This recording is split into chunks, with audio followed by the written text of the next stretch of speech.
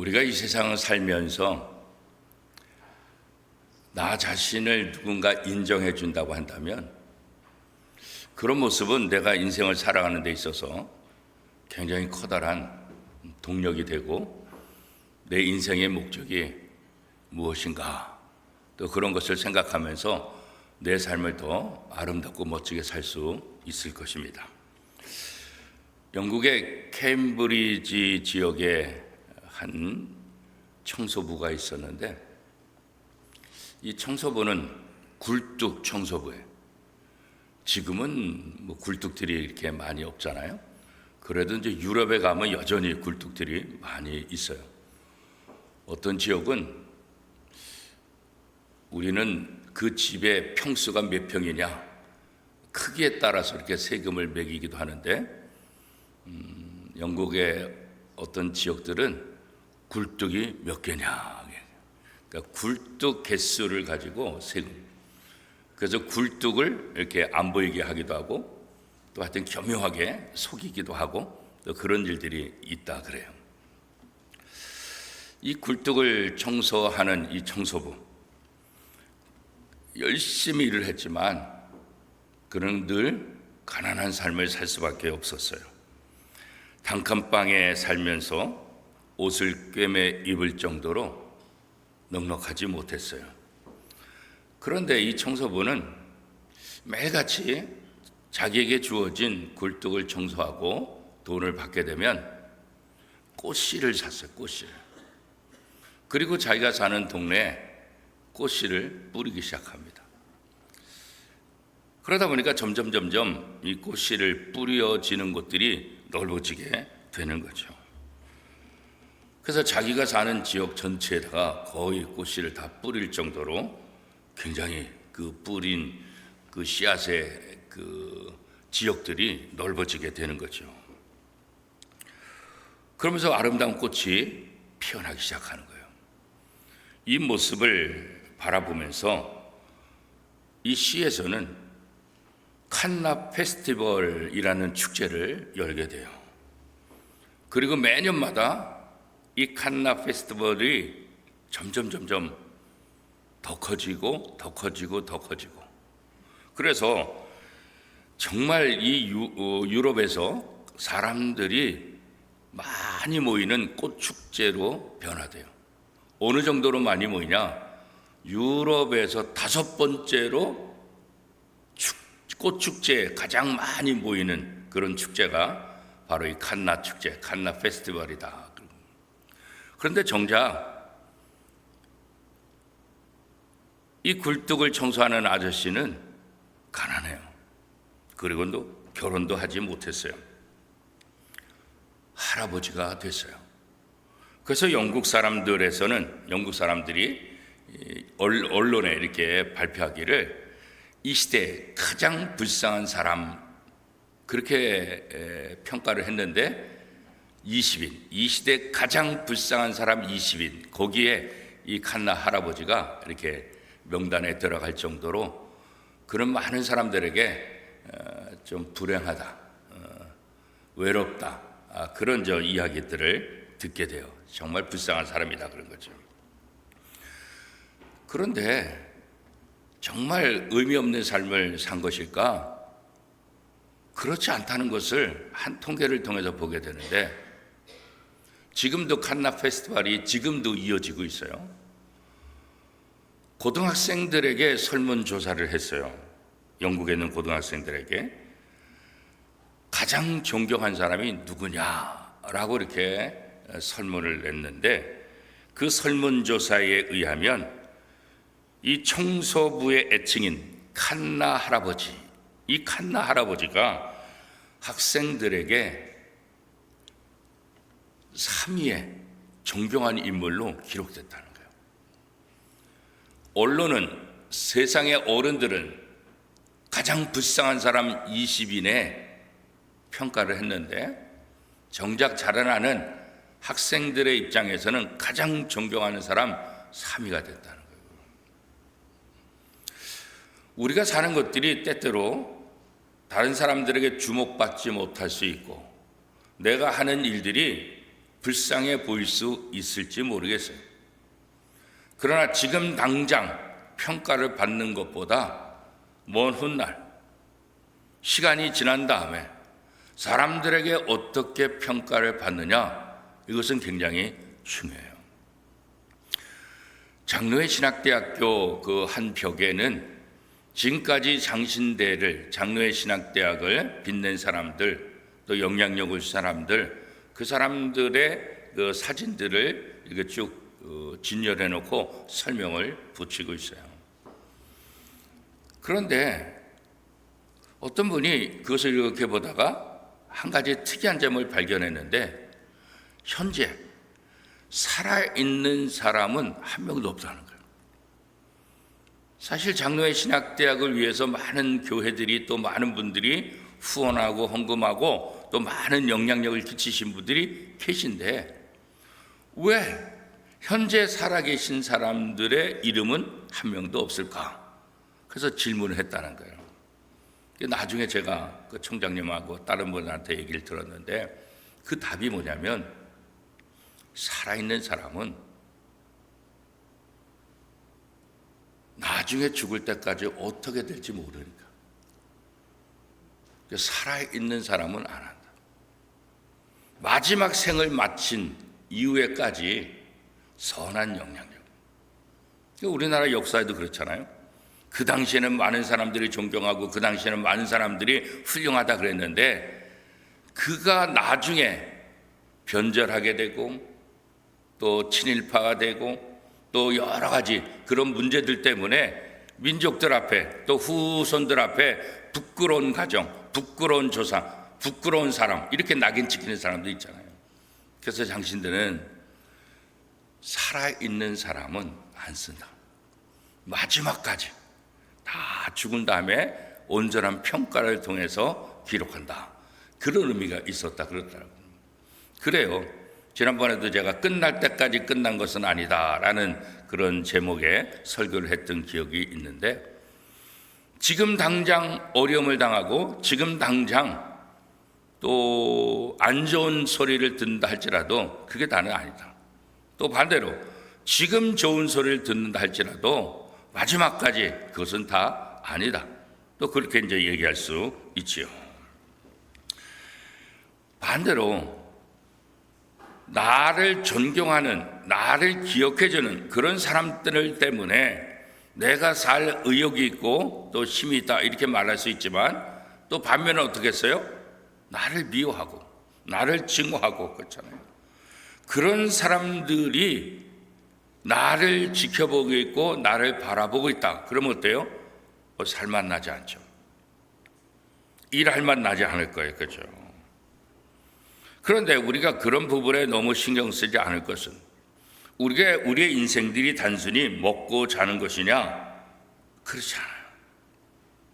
세상 사람들에게 외모적으로 보이는 것이냐? 그렇지 않아요. 그죠? 어떤 사람이 어린 시절에 받은 상처 때문에 사람들을 미워하기 시작해요. 그래서 그 남자는 자신에게 조금이라도 피해를 주기만 하면 쫓아가서 복수를 하는 거예요. 사람에게 상처를 주고 또 다른 사람을 죽이는 일에도 전혀 죄책감을 느끼지 않아요.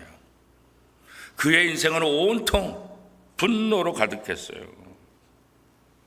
미움으로 가득 찼어요. 어느 날 꿈에 천사가 나타났어요. 천사가 나타나서 그 분노하는 사람에게 이렇게 말해요. 나는 당신의 소원을 들어주러 왔습니다. 이 세상에서 원하는 것은 무엇이든지 들어줄 수 있습니다. 그런데 한 가지 조건이 있습니다. 그것은 당신이 가장 미워하는 사람에게도 같은 소원이 이루어집니다. 내가 원하는 소원을 말하면 그 소원이 당신이 가장 미워하는 사람에게도 똑같이 일어납니다. 이렇게 얘기한 거예요. 그랬더니 이 분노가 가득한 이 남자가 무슨 생각을 했겠어요? 너무 좋아하는 거예요. 그러면서 이렇게 말하는 거예요. 야, 그거 잘 됐네.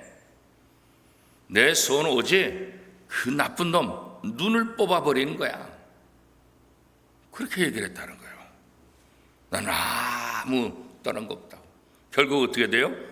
자기가 가장 미워하는 사람이 눈이 뽑히지만 자기의 눈도 또 뽑히게 되는 거죠. 오늘 본문에 보면 한쪽 부류 사람들에게는 미움을 받고 한쪽 부류 사람들에게는 존경을 받는 한 사람, 예수님에 대한 기록을 하고 있어요.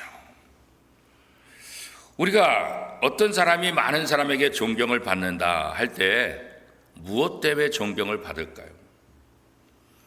하나부터 열까지 모든 것이 완벽하기 때문에 존경을 받을까요? 물론 그렇지 않을 거예요. 우리가 누군가를 존경할 때는 하나부터 열까지 완벽하기 때문에 존경하기도 하지만 대부분의 이유는 뭐예요?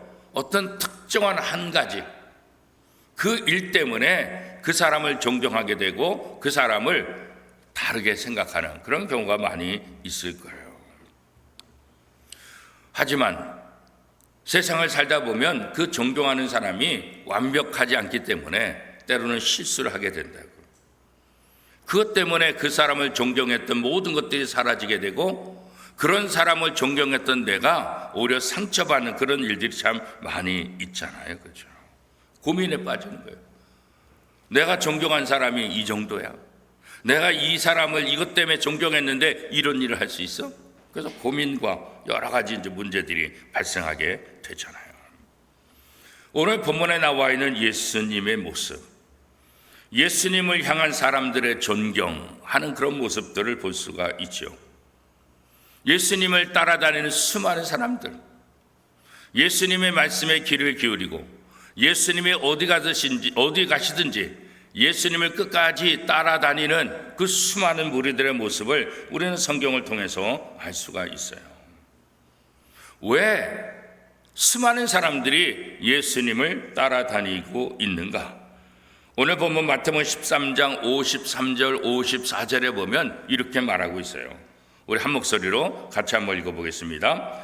예수께서 이 모든 비유를 마치신 후에 그곳을 떠나사 고향으로 돌아가사 그들의 회당에서 가르치시니 그들이 놀라 이르되 이 사람의 이 지혜와 이런 능력이 어디서 났느냐. 예수님의 그 말씀, 그것을 통해서 예수님께서 말씀하시는 그것을 통해서 예수 그리스도의 지혜와 예수 그리스도의 능력, 예수 그리스도의 그 가르침에 대해서 놀랐다, 그렇게 표현하고 있어요. 그러니까 예수님을 따른 것은 예수님이 재밌어서 아니에요. 그죠? 예수님의 용모나 예수님의 화려한 언변이나 예수님의 어떤 다른 것이 아니에요. 그가 가르치는 말씀, 그 말씀 때문에 많은 사람들이 예수님을 따랐고 예수님의 말씀에 귀를 기울였다, 이렇게 말씀하고 있는 거죠. 오늘 우리는 예수 그리스도를 존경합니까? 예수 그리스도를 믿습니까? 오늘 우리의 관점에서 예수 그리스도를 존경한다고 말하고 예수 그리스도를 믿는다, 이렇게 말할 수 있지만 정말 예수 그리스도를 존경한다는 건 뭘까요? 정말 예수 그리스도를 믿는다는 건 뭘까요? 그건 다른 거 아니잖아요. 예수님의 말씀을 우리의 삶 속에 실천하는 거잖아요. 예수님의 말씀을 우리의 귀로 듣는 것으로 끝나는 것이 아니라 듣고 우리의 삶 속에 적용하는 거죠. 그것이 2000년 전 예수님께서 수많은 사람들에게 하나님의 말씀을 선포한 이유이고 2000년이 지난 지금 오늘 우리가 하나님의 말씀을 들으면서 예수 그리스도의 말씀을 통해서 우리의 삶에 그 말씀대로 살아가도록 변화된 삶을 살기를 원하는 것, 그게 바로 하나님의 마음이고 예수님의 마음 아니겠어요? 그죠? 그런 면에서 오늘 우리들은 이 예수 그리스도의 가르침에 더 관심을 갖게 되고 또 예수 그리스도의 가르침의 의미가 무엇인지 더 깊이 생각할 필요가 있죠. 오늘 교육위원회 주관으로 온가족 새벽 예배를 드리고 또 내일 교사 헌신 예배와 또 곧 여름 성경학교 여름 수련회를 우리가 진행할 텐데 특별히 교회학교 교사들 얼마나 중요한가. 영유아유치부, 아무것도 모르는 것 같은 영유아유치부, 또 어린이부, 또 청소년부 청년들, 이들의 삶 속에 내가 무엇을 전달해 줄 수 있을까? 내 말로 전하는 것은 한계가 있을 수밖에 없어요. 내가 예수 그리스도를 얼마나 존경하고, 내가 예수 그리스도를 얼마나 믿고, 내가 예수 그리스도의 말씀을 내 삶 속에서 얼마나 실천하고 있는가. 모든 성도들이 이 부분에 관심을 갖고 열심을 내야 되지만, 사실 누구보다 중요한 분들은 교회학교 선생님들이라고.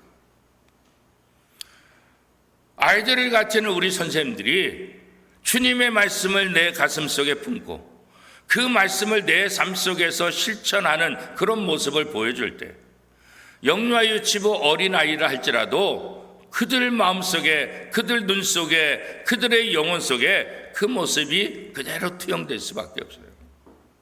말로만이 아니라 우리의 가슴으로, 우리의 삶으로 예수 그리스도를 증거하고 예수 그리스도를 가르치는, 예수님이 말씀을 가르칠 때 오늘 성경은 어떻게 말하고 있어요?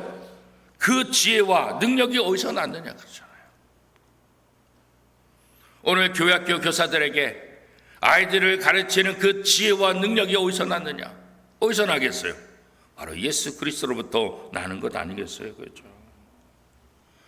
그러므로 우리 사랑하는 교회학교 교사들은, 또 특별히 부모된 분들은, 또 나이가 지긋하신 분들은 내 사랑하는 자녀 손들에게, 또 학생들에게, 내 후배들에게 가장 중요한 건 뭐겠어요? 예수 그리스도의 그 정신, 예수 그리스도의 가르침의 의미가 무엇인지를 보여주는 것.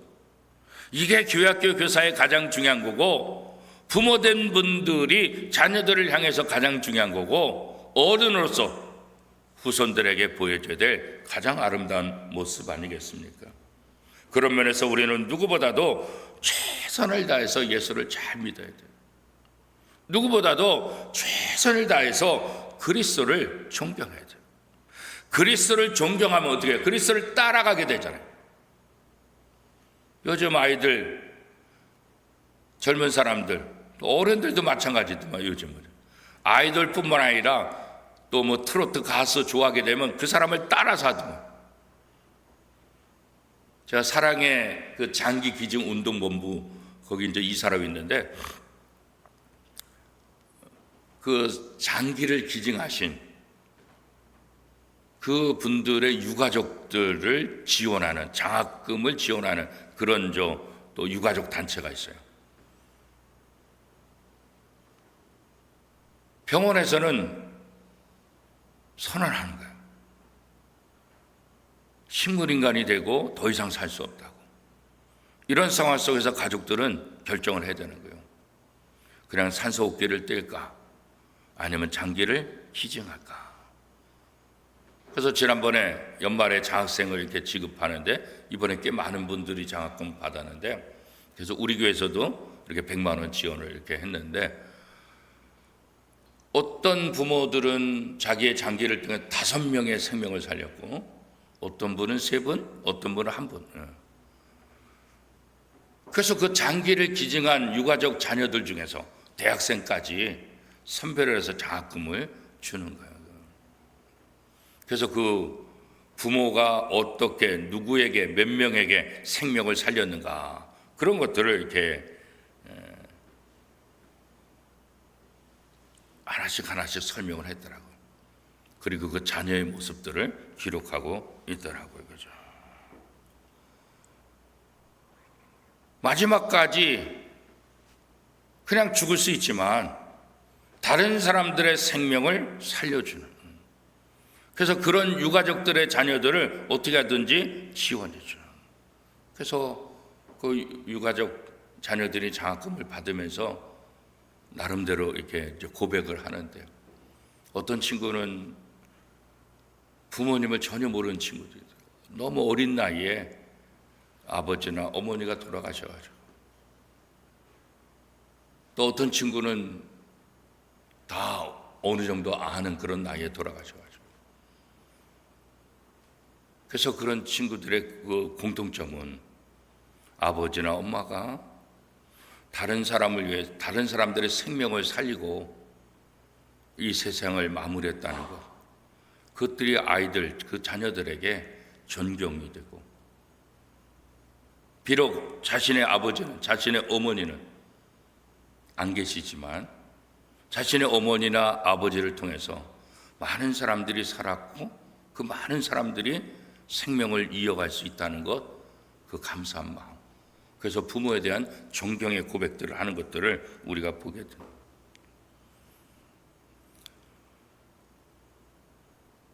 교회학교 교사로서 또 부모로서 어른으로서 다른 사람들이 봤을 때 정말 그 삶을 통해서 존경하고자 하는 그런 마음이 들 수 있을 정도로 우리가 예수를 잘 믿어요.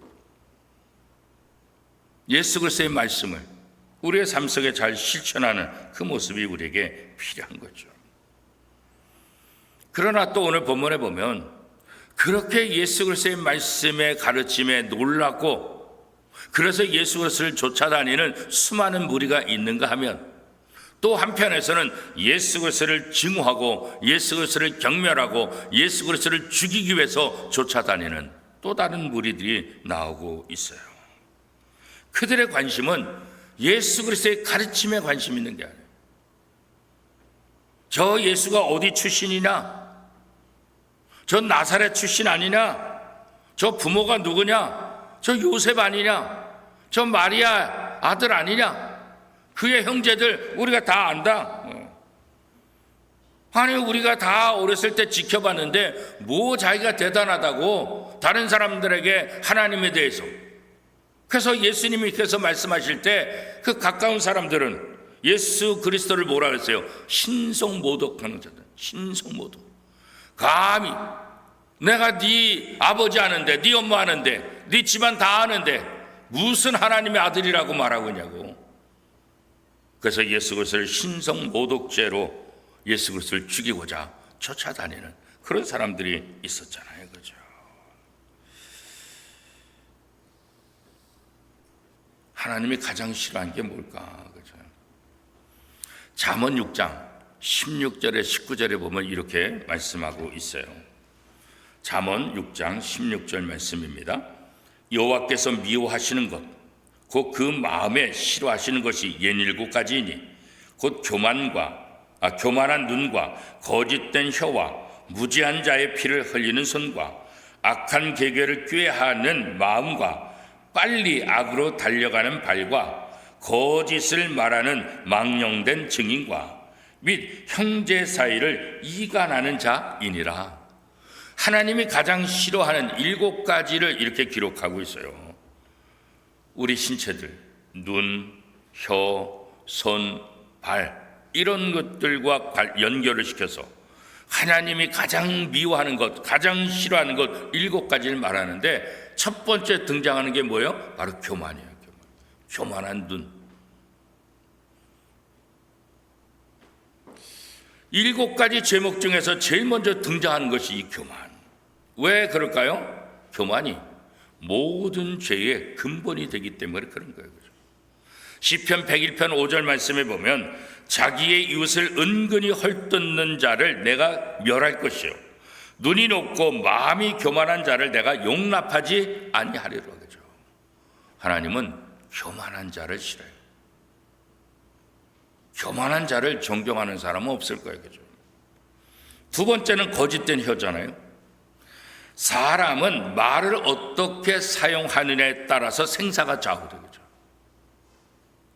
그 말을 보면 그 사람의 모습을 알 수가 있죠.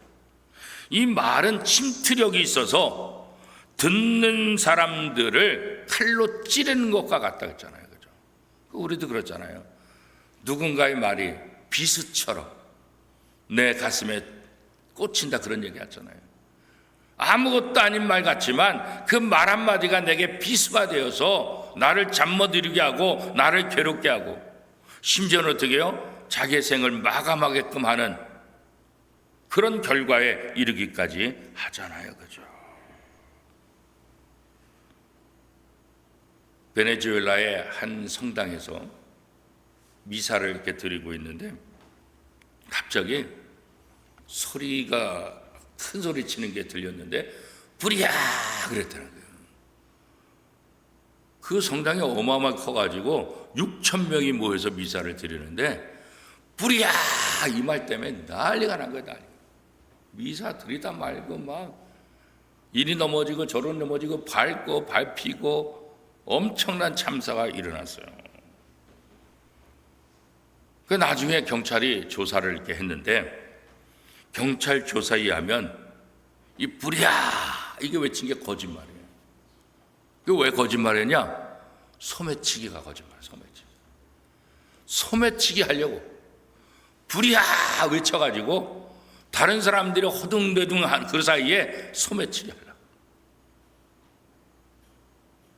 이 한마디의 거짓말로 인해서 어마어마한 참사가 일어나게 되는 거예요. 그렇죠?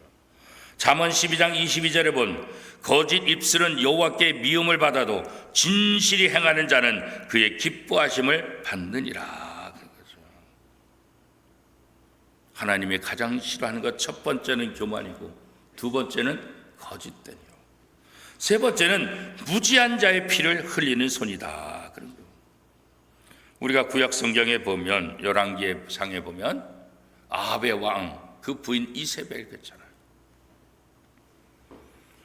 이 나봇의 포도원을 아합 왕이 갖고자 하는데 자기의 궁전으로 삼으려고 하는데 별장으로 삼으려고 하는데 이 나봇이 포도 이 밭을 안 팔아요.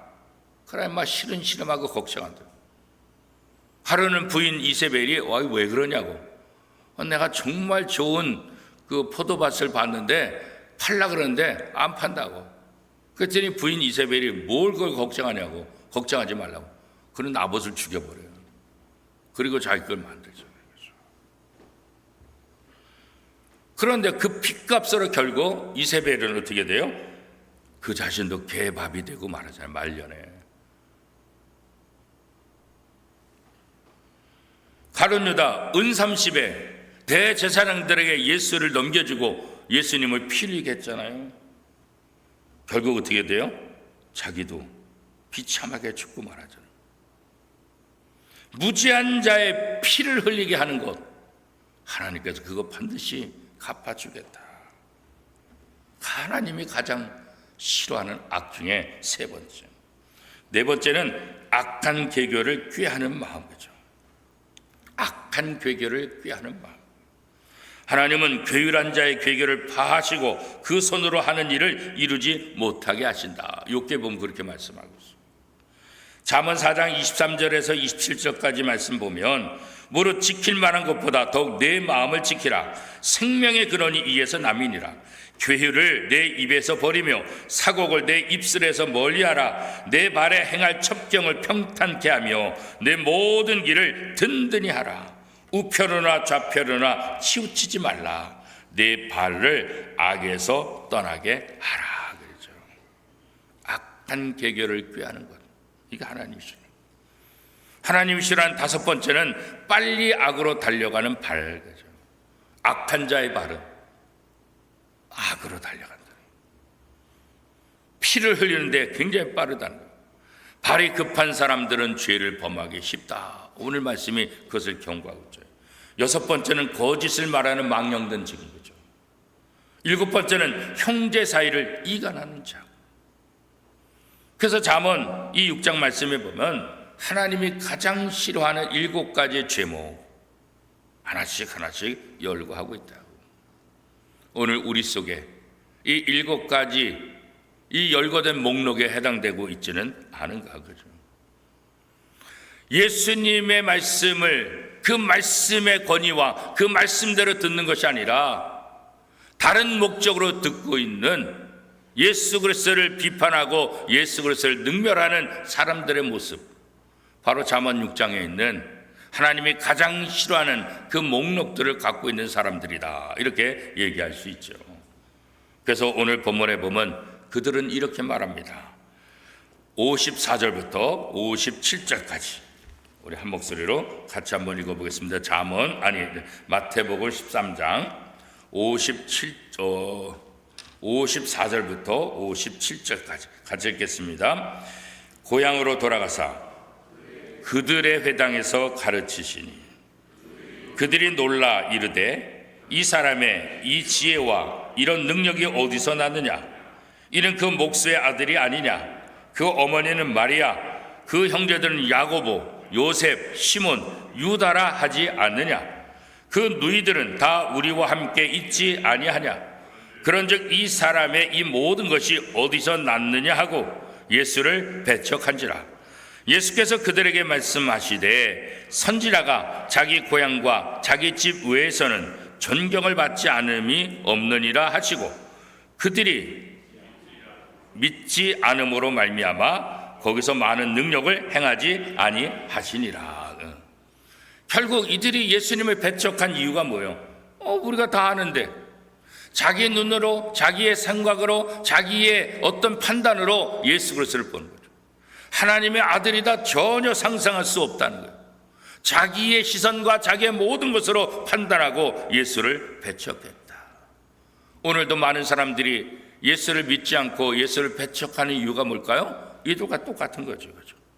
자기의 생각과 자기의 판단을 가지고 예수님을 평가하기 때문에 그런 것 아니겠어요? 그죠? 오늘 우리 교회학교 교사들이 또 오늘 신앙생활하는 우리들이 예수가 누구인지 정확히 증거하기 위해서는 우리가 예수님의 말씀대로 삶을 살아가는 것, 이것보다 더 중요한 것은 없다. 이렇게 예수를 이런저런 모습으로 배척하고 또 죽이려고 하는 그 사람들에게 예수님은 끝까지 하나님 나라 말씀을 통해서 그들에게 다가가는 모습을 우리는 성경을 통해서 보게 되잖아요. 복음을 전하기가 점점 힘들어지는 이 시대, 그래도 주일마다 교회 와서 예배하는 우리 교회학교 학생들이 있다는 것, 이거 감사해요.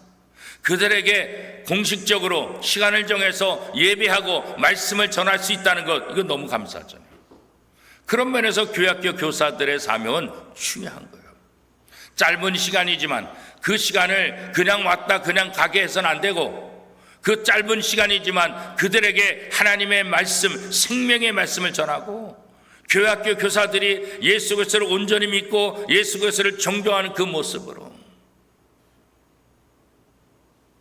이 지혜와 능력이 어디서 났느냐? 예수님의 지혜와 능력이 어디서 났겠어요? 하나님부터 온 거 아니겠어요? 우리 교회학교 교사들의 지혜와 능력이 어디서 나겠어요?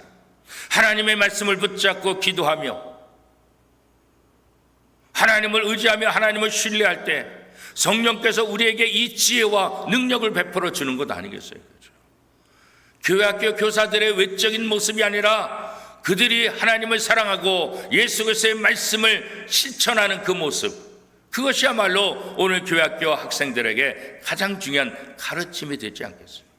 수많은 사람들이 이 지혜와 이 능력이 어디서 왔느냐? 그를 존경하고 그의 말씀을 따랐던 것처럼 우리 교회학교 교사들의 헌신과 그 열정과 모든 사역들이, 정말 학생들이 우리 선생님을 통해서 내가 하나님을 알고 내가 예수 그리스도를 안다는 그 고백을 할 수 있도록, 또 모든 성도들이 이 여름에도 또 여름 성경학교와 여름 수련을 위해서 땀 흘릴 교사들을 위해서 끊임없이 후원하고 기도함을 통해서 우리 온 교회가, 우리의 자녀들, 우리의 손주들, 특별히 교회학교 학생들에게 이 귀한 하나님의 말씀을 증거하는 복된 여름이 되고, 또 그런 교회학교가 되고 그런 교사가 될 수 있도록 함께 기도하며 함께 응원하며 함께하는 우리 모두가 되기를 축복합니다.